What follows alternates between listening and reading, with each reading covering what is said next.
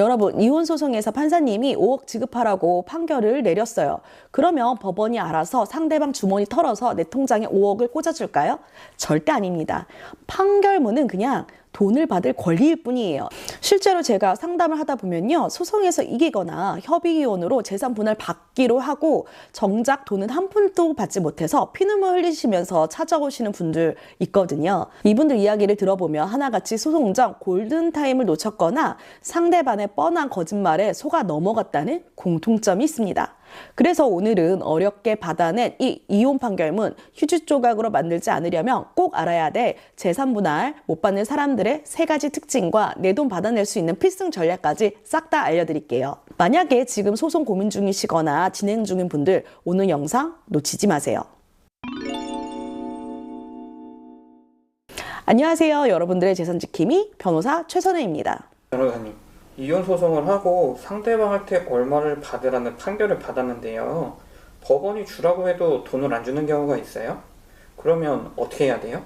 안타까운 얘기인데요. 상대방이 나 배째라 돈 없다 하고 버티면요, 그때부터는 소송보다 더 힘든 돈 받아내기 전쟁이 시작되는 거예요. 특히 제가 오늘 말씀드릴 3가지 유형에 해당하시는 분들은요, 나중에 돈 받으러 갔더니 이미 상대방 재산은 다 증발하고 없는 황당한 상황을 겪게 되실 수 있는데요.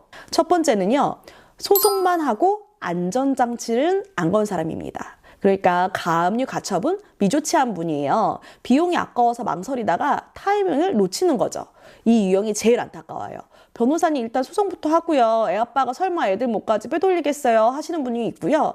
가압류하려면 인지대도 내야 되고 공탁금도 부담해야 되고 변호사 비용도 더 들잖아요. 돈 없는데 꼭 해야 돼요 라고 하시는 분들이 있으세요. 아무래도 비용이 부담이니까 가압류 가처분 안 하시는 분들이 종종 있거든요. 여러분, 이혼 소송은요, 짧으면 6개월, 길면 1년 넘게 걸려요.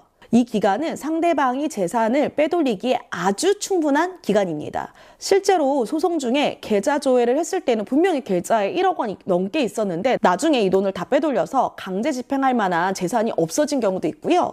재산 대부분이 전세보증금인데 본인 명의로 계약했다고 전세보증금을 단독 수령해서 빼돌린 경우도 있습니다. 상대방 명의의 부동산이 처분해서 얻거나 현금성 재산을 빼돌려서 상대방 명의의 재산이 없으면 이걸 받아내는 것은 현실적으로 굉장히 어렵습니다.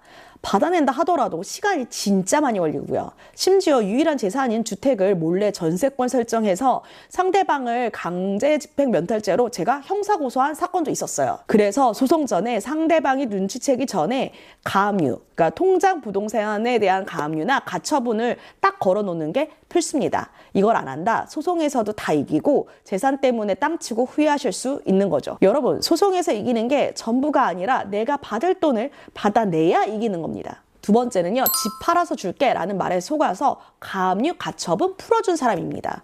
이 유형 진짜 조심해야 돼요. 제가 정말 강조하고 싶은 부분이거든요. 가압류 걸어 놓으면 상대방이 연락이 와요. 세상 불쌍한 소리로 내가 돈을 주고 싶은데 가압류 때문에 집이 안 팔려서 못 주잖아. 이거 풀어주면 팔아서 바로 입금할게 라고요. 여기서 마음이 약해져서 그래 알았어 하고 풀어주시는 분들이 계시거든요. 그 순간 끝나는 겁니다. 가압류 풀리는 순간 상대방은 집은 팔고 나 받은 돈은 안 줄 위험이 발생하거든요. 물론 실무적으로 가압류가 있는 부동산은 공인중개사가 거래를 거절하는 경우가 대부분이에요. 매도할 때 같이 가압류를 말소해 준다고 해도 위험하다고 생각해서 거래 자체가 성립 안 되거든요. 그래서 이때에는 등기에 가압류 말소를 하는 대신에 근저당 설정을 하는 등 다른 안정장치를 마련해둬야 돼요. 가압류가 있는 부동산은 거래가 안 돼도 저당권 설정된 부동산은 거래가 되거든요. 그래서 이혼 조정에서도 이렇게 집행이나 실물 거래 등을 잘 아는 변호사와 함께 해야 안전하고 합리적인 선택을 하실 수 있습니다. 3번째는요, 판결이 나고 나서 상대방이 줄 때까지 마냥 기다리는 사람이에요. 이 유형도 정말 위험하죠. 판결문 송달되고 나서 상대방이 알아서 입금해 줄 거라고 믿고 기다리시는 분들, 애들 아빠인데 애들 키워야 되는데 이러면서 내가 강제 집행 안 해두신 분들 꼭 있으시거든요. 부동산을 매매하기 전까지 재산 분할을 받을 금액을 저당권 설정하기로 되어 있었어요. 그런데 저당권 설정하기 전에 본인 명의의 주택에 전세 등기를 해둔 거예요. 아마 이 전세권 등기는 말소될 가능성이 높아도 강제집행 면탈죄로 상대방을 형사고소도 해야 되고 이미 등기된 전세권 등기도 말소해야 되는 소송을 해야 되거든요. 그래서 시간도 많이 걸리고 돈도 몇 배 이상 지출해야 되는 경우들이 발생하게 되는 거죠. 여러분들이라면 이런 정신적인 고통과 스트레스 참으실 수 있으시겠어요? 오늘은 판결문 받고도 재산분할금을 못 받는 사람들의 3가지 특징에 대해서 알려드렸는데요. 이혼 소송 이기는 것도 중요하지만 내목을 실제로 찾아오는 집행까지가 진짜 소송의 끝입니다.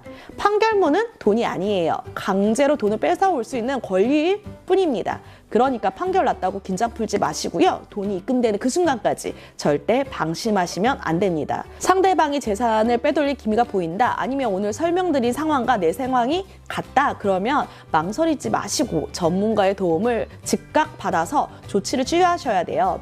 여러분들의 정당한 목 아무도 챙겨주지 않습니다. 여러분 스스로 악착같이 찾아오셔야 돼요.